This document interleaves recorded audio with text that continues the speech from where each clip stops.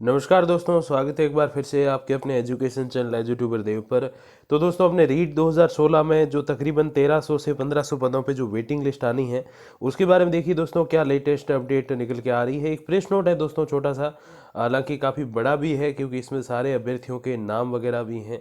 तो ये दोस्तों जारी किया गया है बीते कल निदेशालय अपने जो बीकानेर में है उसकी ओर से। देखिए दोस्तों, इसमें क्या अपडेट है कि उच्च प्राथमिक विद्यालय सीधी भर्ती 2016 के अंतर्गत गैर अनुसूचित क्षेत्र यानी कि नॉन टीएसपी में तृतीय श्रेणी अध्यापक यानी कि third grade level second English और साइंस मैथ के रिक्त रहे पदों पर विभाग द्वारा प्रतीक्षा सूची जारी की जानी है।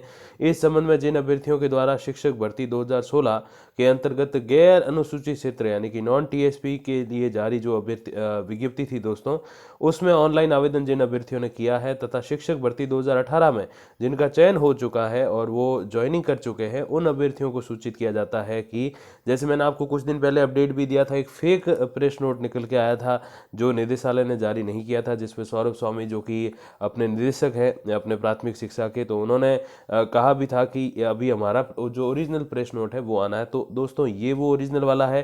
पहले जो था वो बिल्कुल फेक प्रेस नोट था जिसके बारे में मैंने आपको अपडेट भी दिया था। जिन अभ्यर्थियों के द्वारा शिक्षक भर्ती 2016 के अंतर्गत गैर अनुसूचित क्षेत्र यानी कि नॉन टीएसपी में लेवल सेकंड विज्ञान और गणित अथवा अंग्रेजी पद पर ऑनलाइन आवेदन किया गया है तथा जिनका चयन शिक्षक भर्ती 2018 के अंतर्गत लेवल फर्स्ट या फिर सेकंड के अंतर्गत हो गया है और उन्होंने जिले या विद्यालय में कार्य ग्रहण कर लिया है, मतलब ज्वाइनिंग कर ली है, पदस्थापन ले लिया है, ऐसे लगभग 1139 अभ्यर्थियों को प्रतीक्षा सूची में चयन संभावित है। यानी कि आप सोचिए कि जो 1300 से 1500 पे जो अपनी वेटिंग लिस्ट आनी है, उसमें से लगभग 1150 अभ्यर्थी वो हैं जो इसमें भी चयनित हुए हैं 2018 वाली भर्ती में भी, रीड थर्ड ग्रेड में, और उसमें भी अब वेटिंग लिस्ट में चयनित होने वाले हैं। तो जैसे इससे एक पॉइंट और भी निकल के आता दोस्तों, मैं आपको कई बार कहता भी हूँ कि अगर आप किसी भर्ती की प्रिपेयरनेस कर रहे हो, 4 5 6 महीने से कर रहे हो या यूं कह रीट की कर रहे हो, तो अगर आपका चयन नहीं होता और आप बहुत क्लोज आके रह जाते हो कि अगर वेटिंग लिस्ट आती तो मेरा हो जाता, या डीओबी से रह जाते हैं, 1% से कम अंतर अगर आपका रहता है, लगभग 2% का रहता है, तो उसमें आपके पास सबसे बेटर जो चांसेस यही होता है ना, अगर आप दुखी होकर नहीं बैठना है, आपके पास सबसे बेहतरीन जो चांसेस है वो यही है कि आपको उसी जो तैयारी है उसको कंटिन्यू करते जाना। ये नहीं सोचना कि मेरा 1 2% से सिलेक्शन रह गया, बल्कि ये सोचना है कि मैं इसी को और बेहतर बनाते हुए अगली भर्ती तक जाऊं। तो डेफिनेटली आप यकीन मानो, वेटिंग लिस्ट तो छोड़ो, मेन लिस्ट में आपका टॉप 50, टॉप 10, टॉप 100 में नंबर आ जाएगा। मतलब ये कि आप अच्छी खासी रैंक से उस भर्ती में सेलेक्ट हो जाओगे। तो 2 भर्तियों का लगातार अगर आप तैयारी करते हो तो डेफिनेटली उसमें आपको फायदा मिलता है। अब देखिए, केवल संभावित अभ्यर्थियों लगभग 1139 अभ्यर्थी जो है वो संलग्न विकल्प प्रस्तुत कर सकते हैं। अब ये संलग्न विकल्प जो है वो क्या है वो समझते हैं। देखिए कि शिक्षक भर्ती 2018 के अंतर्गत प्रथम और द्वितीय के पदों पर कार्य ग्रहण कर चुके लगभग 1139 अभ्यर्थियों की सूची जो है वो अपलोड की गई है, वो इसके नीचे है। ये पीडीएफ का जो लिंक है मैं डिस्क्रिप्शन में दे दूंगा, तो वहां से आप जाके ये सेम चीज़ें पढ़ सकते हो और नीचे जो अभ्यर्थियों के नाम है वो भी आप सारे देख सकते हो। अब इस ये जो सूची है, इसमें लेवल सेकंड विज्ञान गणित और अंग्रेजी जिसके जिनमें उनके द्वारा ऑनलाइन आवेदन किया हुआ है के पद पर जारी होने वाली प्रतीक्षा सूची यानी कि वेटिंग लिस्ट में शामिल होने का विकल्प प्रस्तुत कर सकते हैं। अब देखिए, इसमें दो बातें हैं कि यदि उक्त अभ्यर्थियों के द्वारा उक्तानुसार आगामी प्रतीक्षा सूची में शामिल होने हेतु किसी प्रकार का कोई विकल्प प्रस्तुत नहीं किया जाता है तो ये मान लिया जाएगा कि वह शिक्षक भर्ती 2016 की आगामी प्रतीक्षा सूची में शामिल नहीं होना चाहता और विभाग द्वारा उनके नाम पर विचार नहीं किया जाएगा। देखिए, बहुत अच्छी बात लिखी है कि जो इसमें फॉर्म भरेंगे उनको उस वेटिंग लिस्ट में शामिल किया जाएगा। जो पहले चयनित हो चुके हैं उनकी बात हम लोग कर रहे हैं, जो चयनित नहीं हुए हैं, अभी भी घर पे बैठे हैं बेरोजगार, तो उनकी बात नहीं हो रही, या फिर किसी और भर्ती में चयनित हुए तो उनकी बात भी नहीं हो रही। ये बात खाली हो रही रीट 2018 में चयनित हो चुके, मतलब जो ज्वाइनिंग कर चुके हैं उन अभ्यर्थियों के बारे में। तो 1139 वो अभ्यर्थी अगर वो ये फॉर्म भरते हैं तो उनको वेटिंग लिस्ट में शामिल किया जाएगा 2016 वाली में। अगर ये फॉर्म वो नहीं भरते तो उनको जो है वेटिंग लिस्ट में शामिल नहीं किया जाएगा, ये स्पष्ट है।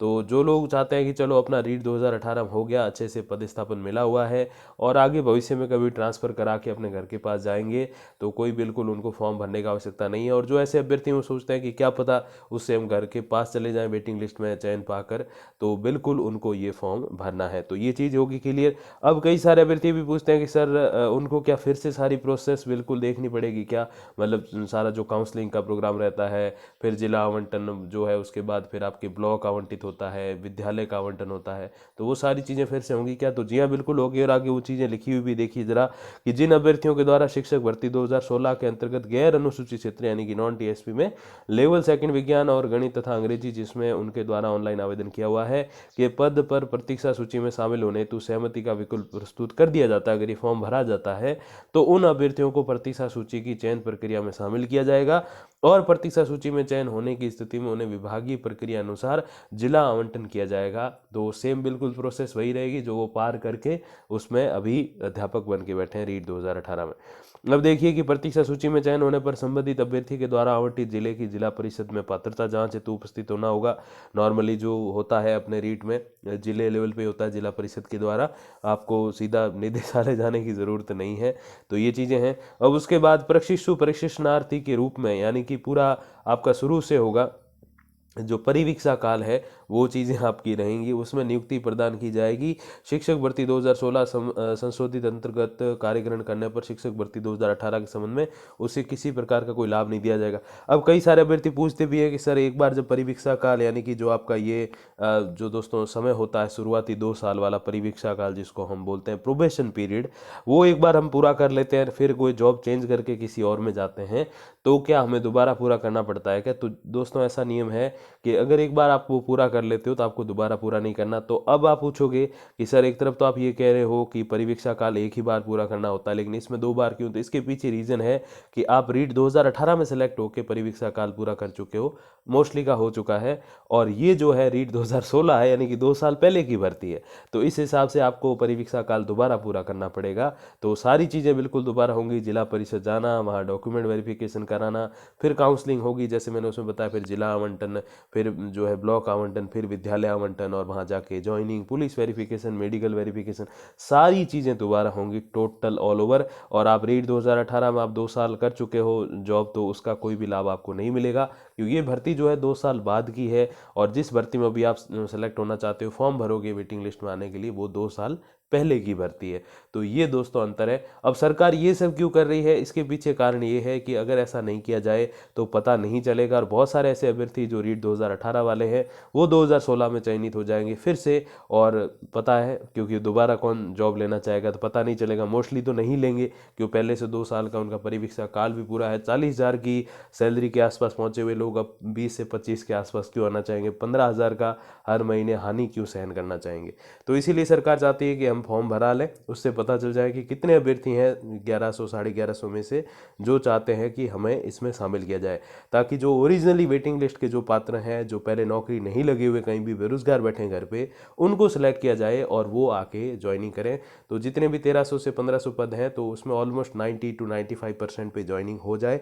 तो इसीलिए सरकार ये विकल्प भरा रही है, ताकि जो बाद वाले अभ्यर्थी हैं जो चयनित हो चुके हैं वो इसमें आके पदों को एक तरीके से घेर के ना बैठ जाएं।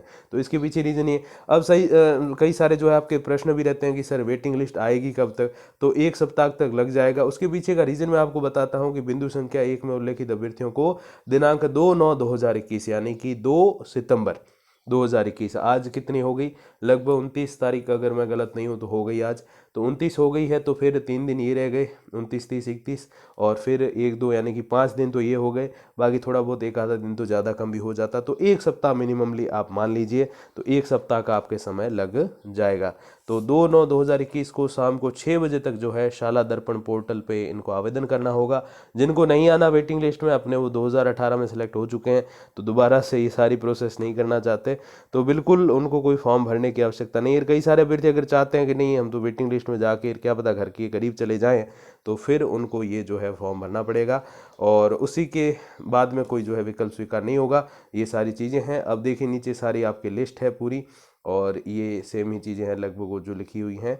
और देखिए कि अनुसूचित क्षेत्र हेतु जारी विज्ञप्ति 11/9/2017 वही सेम चीज़ें हैं, बिल्कुल कुछ फ़र्क ज़्यादा नहीं है, और बाकी सारी जो है न्यूज़ वगैरह आती जाती रहेगी। और ये वो लिस्ट है जो आप देख सकते हो अगर आपका नाम है कहीं पे तो वो बिल्कुल देखा जा सकता है। बाकी दोस्तों जो भी अपडेट आएगी अपने वेटिंग लिस्ट से संबंधित तो मैं आप तक वो जानकारी पहुंचा दूंगा वीडियोस और कम्युनिटी पोस्ट के माध्यम से। तब तक के लिए दोस्तों धन्यवाद, नमस्कार।